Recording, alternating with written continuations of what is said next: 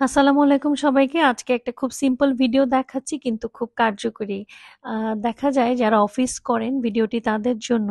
অনেকে অফিসে চলে যায় সকালে আর একেবারে ফিরতে, ফিরতে সন্ধ্যা। ফল তাদের খুব প্রয়োজনীয় একটি খাবার কিন্তু দেখা যায় তাদের খাওয়া হচ্ছে না। বাসায় নানা রকম ফল থাকে।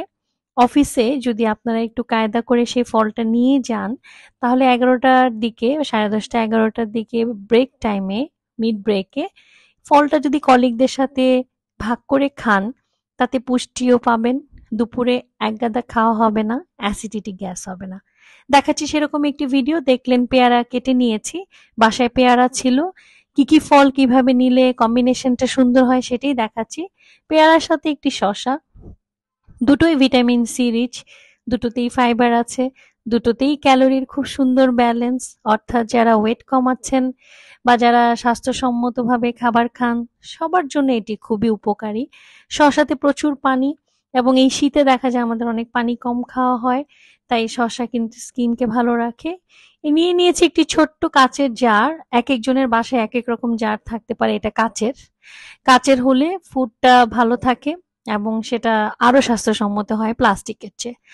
এরকম একটা জারে খুব সুন্দর করে আপনারা যে কোনো ফল সাজিয়ে নিতে পারেন। আমি আজকের কম্বিনেশনটা দেখাচ্ছি পেয়ারা শসা। হয়তো বলবেন এত সিম্পল ভিডিও, কিন্তু দেখেন অনেক সময় এটাই আমাদের মিস হয়। দেখা যায় ফলটা খাওয়া হচ্ছে না, সন্ধ্যাবেলায় এসে ফল খেলে সেটা কিন্তু অনেকের ডাইজেশনও হয় না, অ্যাসিডিটি গ্যাস হয়। আর ফলের নিউট্রিশন থেকে তো কোনোভাবেই বঞ্চিত হওয়া যাবেই না, কারণ দিনে অ্যাটলিস্ট 2 থেকে 3 পরিবেশন সার্ভিং ফল আমাদের খেতে হয়। যেটুকু দিয়েছি তাতে অর্ধেকটা পেয়ারা আর একটা শসা, মোটামুটি কিছুটা অংশ থেকে গেল, হয়ে গেল। আর যদি জারটা বড় হয় নিয়ে যাবেন সবগুলোই। কলিগদের সাথে ভাগাভাগি করে খেলে তারও কিছুটা হলো। এক একদিন এক একটা কলিগ নিয়ে গেলেন, একদিন আপনি নিলেন, একদিন তিনি আনলেন। এভাবে করে আমরা যদি ফ্রুটসটাকে নিয়ে যাই আমাদের লাঞ্চ বক্সে, দেখেন খুব সুন্দর এয়ার টাইট, এটাতে কোনো বাতাস ঢুকবে না, ফ্রুটসটা খুব সুন্দর থাকবে, কালারটাও আই থিঙ্ক সুন্দর থাকবে।